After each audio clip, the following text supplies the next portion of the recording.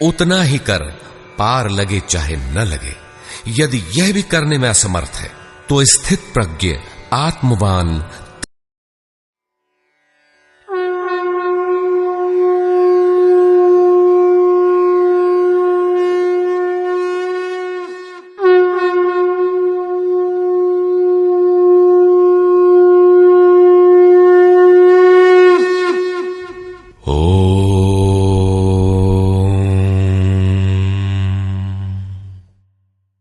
श्री परमात्मने नमः। यथार्थ गीता, श्रीमद् भगवत गीता, अथ द्वादशोऽध्यायः।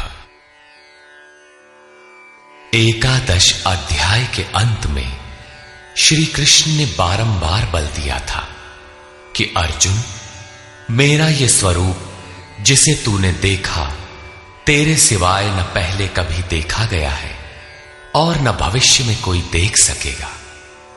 मैं न तप से, न यज्ञ से और न दान से ही देखे जाने को सुलभ हूं, किंतु अनन्य भक्ति के द्वारा अर्थात मेरे अतिरिक्त अन्यत्र कहीं श्रद्धा बिखेरने न पाए, निरंतर तैल धारावत मेरे चिंतन के द्वारा ठीक इसी प्रकार जैसा तूने देखा मैं प्रत्यक्ष देखने के लिए, तत्व से साक्षात जानने के लिए और प्रवेश करने के लिए भी सुलभ हूं।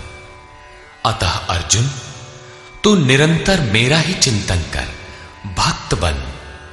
अध्याय के अंत में उन्होंने कहा था, अर्जुन, तू मेरे ही द्वारा निर्धारित किए गए कर्म को कर, मत परमः, अपितु मेरे परायण होकर कर। अनन्य भक्ति ही उसकी प्राप्ति का माध्यम है। इस पर अर्जुन का प्रश्न स्वाभाविक था कि जो अव्यक्त अक्षर की उपासना करते हैं, इन दोनों में श्रेष्ठ कौन है? अर्जुन उवाच,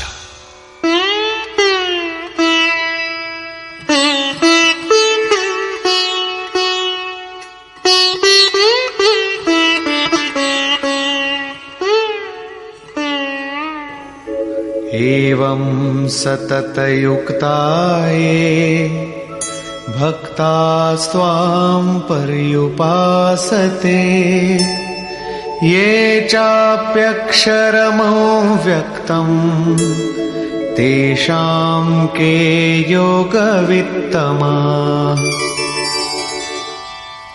एवं अर्थात इस प्रकार जो अभी अभी आपने विधि बताई है, ठीक इसी विधि के अनुसार अनन्य भक्ति से आपकी शरण लेकर आपसे निरंतर संयुक्त होकर आपको भली प्रकार उपासते हैं, और दूसरे जो आपकी शरण न लेकर स्वतंत्र रूप से अपने भरोसे उसी अक्षय और अव्यक्त स्वरूप की उपासना करते हैं जिसमें आप भी स्थित हैं, इन दोनों प्रकार के भक्तों में अधिक उत्तम योगवेत्ता कौन है? इस पर योगेश्वर श्री कृष्ण ने कहा, श्री भगवान उवाच,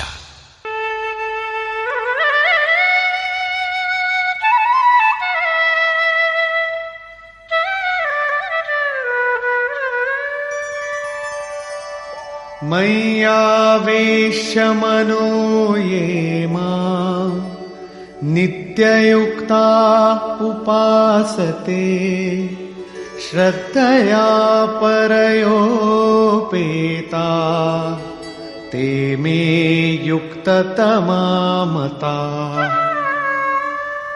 अर्जुन, मुझ में मन को एकाग्र करके निरंतर मुझसे संयुक्त हुए जो भक्तजन परम से संबंध रखने वाली श्रेष्ठ श्रद्धा से युक्त होकर मुझे भजते हैं, वे मुझे योगियों में भी अति उत्तम योगी मान्य हैं।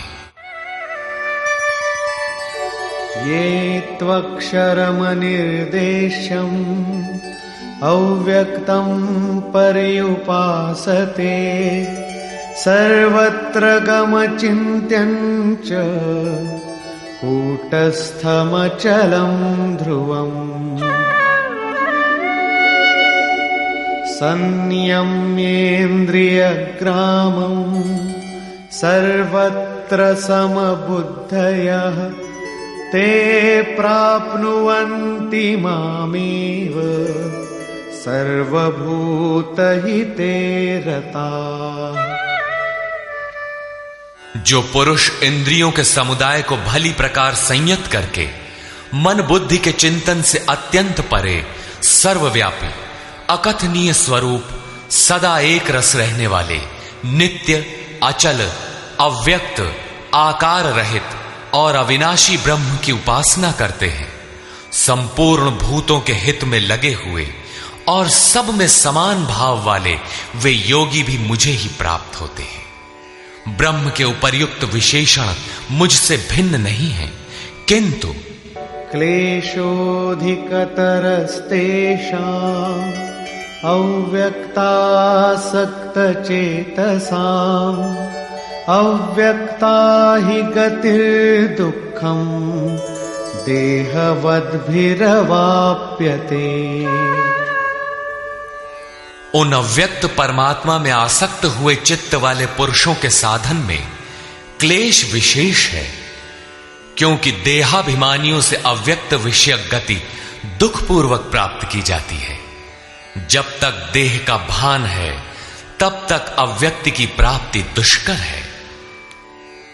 योगेश्वर श्री कृष्ण सद्गुरु थे, अव्यक्त परमात्मा उनमें व्यक्त था। वे कहते हैं कि महापुरुष की शरण न लेकर जो साधक अपनी शक्ति समझते हुए आगे बढ़ता है कि मैं इस अवस्था में हूं, आगे इस अवस्था में जाऊंगा, मैं अपने ही अव्यक्त शरीर को प्राप्त होऊंगा, वो मेरा ही रूप होगा, मैं वही हूं, इस प्रकार सोचते प्राप्ति की प्रतीक्षा न करके अपने शरीर को ही सोहम कहने लगता है। यही इस मार्ग में सबसे बड़ी बाधा है। वो दुःखालियम अशाश्वतम में ही घूम फिर कर खड़ा हो जाता है, किंतु जो मेरी शरण लेकर चलता है वो ये तु सर्वाणि कर्माणि मयि सन्न्यस्य मत्पराः अनन्येनैव योगेन मां ध्यायन्त उपासते। जो मेरे परायण होकर संपूर्ण कर्मों अर्थात आराधना को मुझ में अर्पण करके अनन्य भाव से योग अर्थात आराधना प्रक्रिया के द्वारा निरंतर चिंतन करते हुए भजते हैं, तेषामहं समुद्धर्ता मृत्यु संसार सागरात् भवामि न चिरात् पार्थ मय्यावेशित चेतसाम्। केवल मुझ में चित्त लगाने वाले उन भक्तों का मैं शीघ्र ही मृत्यु रूपी संसार से उद्धार करने वाला होता हूं। इस प्रकार चित्त लगाने की प्रेरणा और विधि पर योगेश्वर प्रकाश डालते हैं।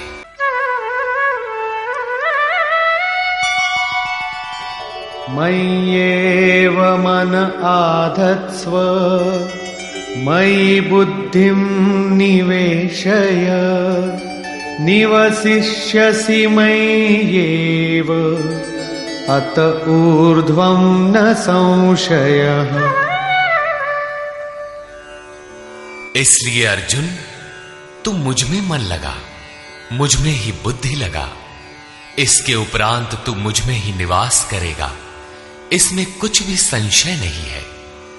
मन और बुद्धि भी न लगा सके तब, जैसा अर्जुन ने पीछे कहा भी था कि मन को रोकना तो मैं वायु की तरह दुष्कर समझता हूं, इस पर योगेश्वर श्री कृष्ण कहते हैं,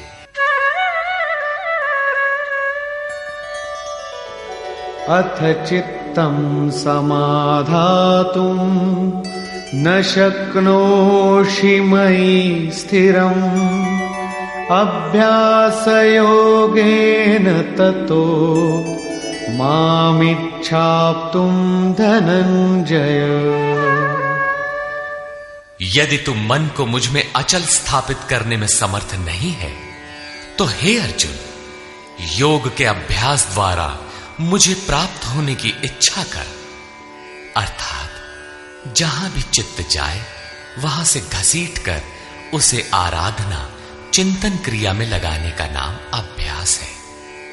यदि ये भी न कर पाए तो अभ्यासेऽप्यसमर्थोऽसि मत्कर्म परमो भव मदर्थमपि कर्माणि कुर्वन् सिद्धिमवाप्स्यसि। यदि तू अभ्यास में भी असमर्थ है तो केवल मेरे लिए कर्म कर, अर्थात आराधना करने में तत्पर हो जा। इस प्रकार मेरी प्राप्ति के लिए कर्मों को करता हुआ तू मेरी प्राप्ति रूपी सिद्धि को ही प्राप्त होगा। अर्थात अभ्यास भी पार न लगे तो साधन पथ में लगे भर रहो। अथैतदप्यशक्तोऽसि कर्तुम् मद्योगमाश्रितः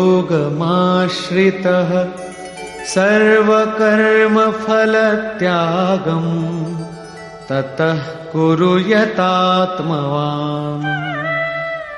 यदि इसे भी करने में असमर्थ हो तो संपूर्ण कर्म के फल का त्याग कर, अर्थात लाभ हानि की चिंता छोड़कर मद्योग के आश्रित होकर, अर्थात समर्पण के साथ आत्मवान महापुरुष की शरण में जाओ। उनसे प्रेरित होकर कर्म स्वतः होने लगेगा। समर्पण के साथ कर्म फल के त्याग का महत्व बताते हुए योगेश्वर श्री कृष्ण कहते हैं, श्रेयो हि ज्ञानमभ्यासाच् ज्ञानाध्यानं विशिष्यते ध्यानात् कर्मफलत्यागः त्यागात् शान्तिरनन्तरम्। केवल चित्त को रोकने के अभ्यास से ज्ञान मार्ग से कर्म में प्रवृत्त होना श्रेष्ठ है। ज्ञान माध्यम से कर्म को कार्य रूप देने की अपेक्षा ध्यान श्रेष्ठ है, क्योंकि ध्यान में इष्ट रहता ही है। ध्यान से भी संपूर्ण कर्मों के फल का त्याग श्रेष्ठ है, क्योंकि इष्ट के प्रति समर्पण के साथ ही योग पर दृष्टि रखते हुए कर्म फल का त्याग करने से उनके योग क्षेम की जिम्मेदारी इष्ट की हो जाती है। इसलिए इस त्याग से वो तत्काल ही परम शांति को प्राप्त हो जाता है। अभी तक योगेश्वर श्री कृष्ण ने बताया कि अव्यक्त की उपासना करने वाले ज्ञान मार्गी से समर्पण के साथ कर्म करने वाला निष्काम कर्मयोगी श्रेष्ठ है। दोनों एक ही कर्म करते हैं, किंतु ज्ञान मार्गी के पथ में व्यवधान अधिक है। उसके लाभ हानि की जिम्मेदारी स्वयं पर रहती है, जबकि समर्पित भक्ति की जिम्मेदारी महापुरुष पर होती है। इसलिए वो कर्म फल त्याग द्वारा शीघ्र ही शांति को प्राप्त होता है। अब शांति प्राप्त पुरुष के लक्षण बताते हैं।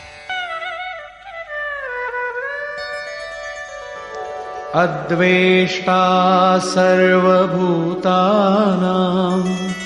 मैत्रः करुण एव च निर्ममो निरहंकारः समदुःख सुख क्षमी। इस प्रकार शांति को प्राप्त हुआ जो पुरुष सब भूतों में द्वेष भाव से रहित, सबका प्रेमी और हेतु रहित दयालु है, और जो ममता से रहित, अहंकार से रहित, सुख दुख की प्राप्ति में सम तथा क्षमावान है।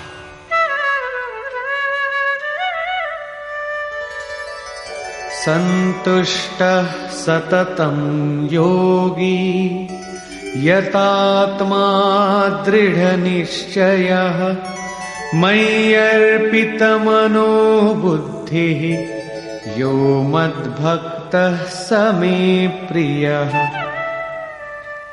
जो निरंतर योग की पराकाष्ठा से संयुक्त है, लाभ तथा हानि में संतुष्ट है, मन तथा इंद्रियों सहित शरीर को वश में किए हुए है, दृढ़ निश्चय वाला है, वो मुझ में अर्पित मन बुद्धि वाला मेरा भक्त मुझे प्रिय है। यस्मान्नो द्विजते लोको लोकान्नो द्विजते च यः हर्षामर्ष भयोद्वेगैर्मुक्तो यः स च मे प्रियः। जिससे कोई भी जीव उद्वेग को प्राप्त नहीं होता और जो स्वयं भी किसी जीव से उद्विग्न नहीं होता, हर्ष, संताप, भय और समस्त विक्षोभों से मुक्त है, वो भक्त मुझे प्रिय है। साधकों के लिए यह श्लोक अत्यंत उपयोगी है। उन्हें इस ढंग से रहना चाहिए कि उनके द्वारा किसी के मन को ठेस न लगे। इतना तो साधक कर सकता है, किंतु दूसरे लोग इस आचरण से नहीं चलेंगे। वे तो संसारी हैं ही, वे तो आग उगलेंगे, कुछ भी कहेंगे, किंतु पथिक को चाहिए कि अपने हृदय में उनके द्वारा अर्थात उनके आघातों से भी उथल पुथल न हो, चिंतन में सुरत लगी रहे, क्रम न टूटे। उदाहरण के लिए, आप स्वयं सड़क पर नियमानुकूल बाएं से चल रहे हैं, कोई मदिरा पीकर चला आ रहा है, उससे बचना भी आपकी जिम्मेदारी है। अनपेक्ष शुचिर्दक्ष उदासीनो गतव्यथः सर्वारंभ परित्यागी यो मद्भक्तः स मे प्रियः। जो पुरुष आकांक्षाओं से रहित सर्वथा पवित्र है, दक्ष अर्थात आराधना का विशेषज्ञ है, अर्थात ऐसा नहीं कि चोरी करता हो तो दक्ष है। श्री कृष्ण के अनुसार कर्म एक ही है, नियत कर्म, आराधना, चिंतन, उसमें जो दक्ष है। जो पक्ष विपक्ष से परे है, दुखों से मुक्त है, सभी आरंभों का त्यागी, वो मेरा भक्त मुझे प्रिय है। करने योग्य कोई क्रिया उसके द्वारा आरंभ होने के लिए शेष नहीं रहती।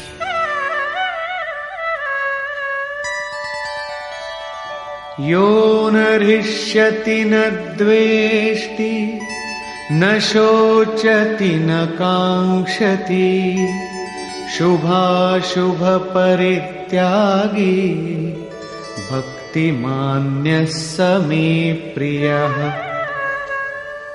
जो न कभी हर्षित होता है, न द्वेष करता है, न शोक करता है, न कामना ही करता है, जो शुभ और अशुभ संपूर्ण कर्मों के फल का त्यागी है, जहां कोई शुभ विलग नहीं है, अशुभ शेष नहीं है, भक्ति की इस पराकाष्ठा से युक्त वो पुरुष मुझे प्रिय है। समः शत्रौ च मित्रे च तथा मानापमानयोः शीतोष्ण सुख दुःखेषु समः संग विवर्जितः। जो पुरुष शत्रु और मित्र में, मान तथा अपमान में सम है, जिसके अंतःकरण की वृत्तियां सर्वथा शांत हैं, जो सर्दी गर्मी सुख दुखादि द्वंद्वों में सम है और आसक्ति रहित है, तथा तुल्य निंदा स्तुतिर्मौनी संतुष्टो येन केनचित् अनिकेतः स्थिरमतिर् भक्तिमान् मे प्रियो नरः। जो निंदा तथा स्तुति को समान समझने वाला है, मननशीलता की चरम सीमा पर पहुंचकर जिसकी मन सहित इंद्रियां शांत हो चुकी है, जिस किसी प्रकार शरीर निर्वाह होने में जो सदैव संतुष्ट है, जो अपने निवास स्थान में ममता से रहित है, भक्ति की पराकाष्ठा पर पहुंचा हुआ वो स्थिर बुद्धि वाला पुरुष मुझे प्रिय है।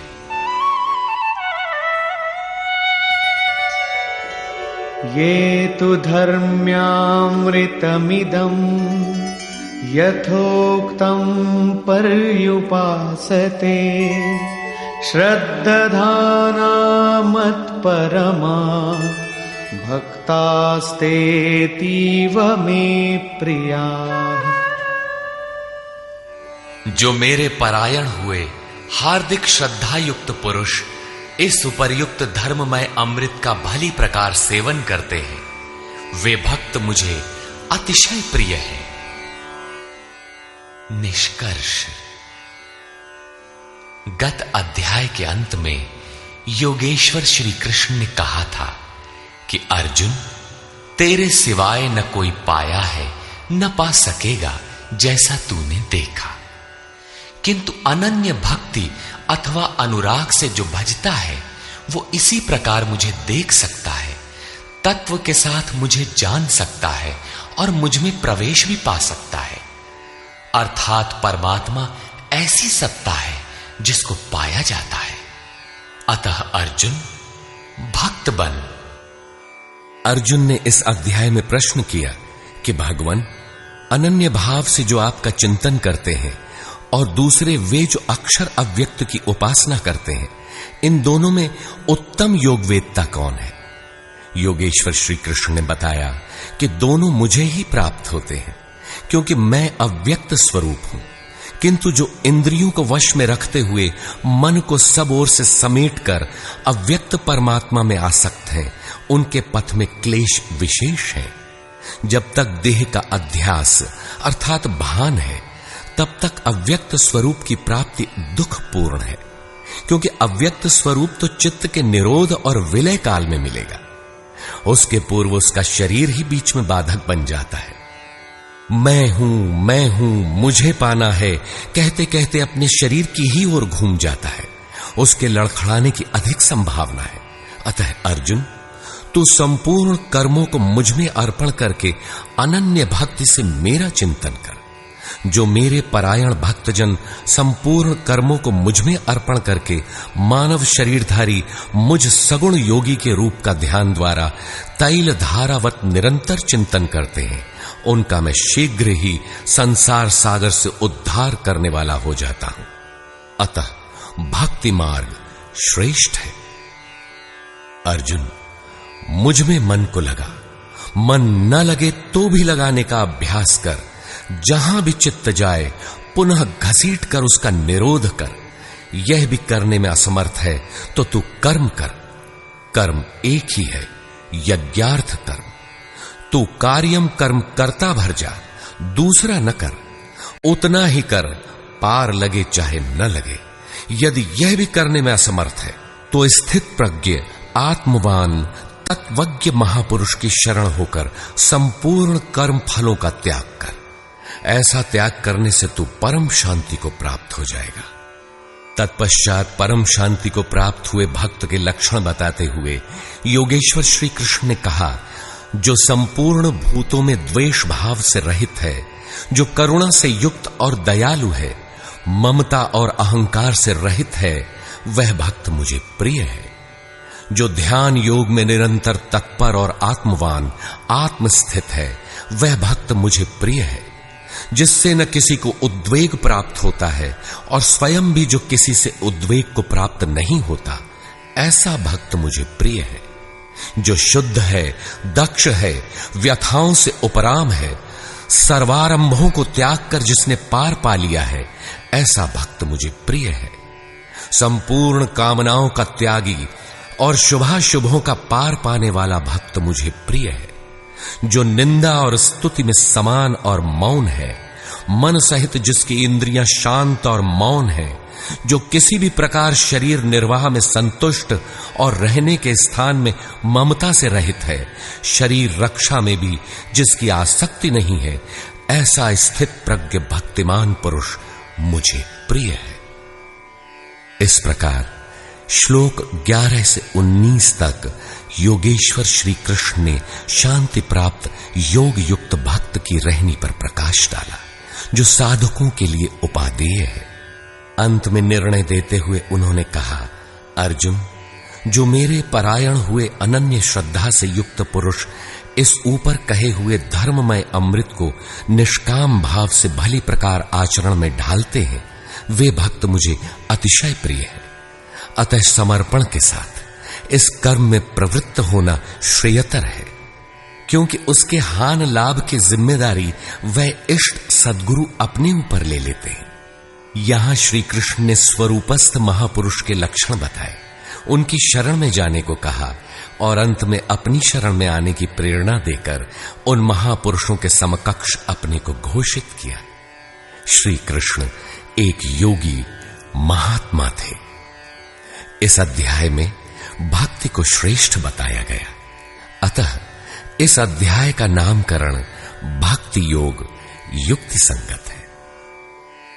ओम तत्सदिति। श्रीमद् भगवद गीता सूपनिषत्सु ब्रह्म विद्यायाम योग शास्त्रे श्री कृष्णा अर्जुन संवादे भक्ति योग नाम 12वां। इस प्रकार स्वामी अड़गड़ानंद कृत श्रीमद् भगवद गीता के भाष्य यथार्थ गीता का 12वां अध्याय पूर्ण होता है। हरि ओम तत्सत।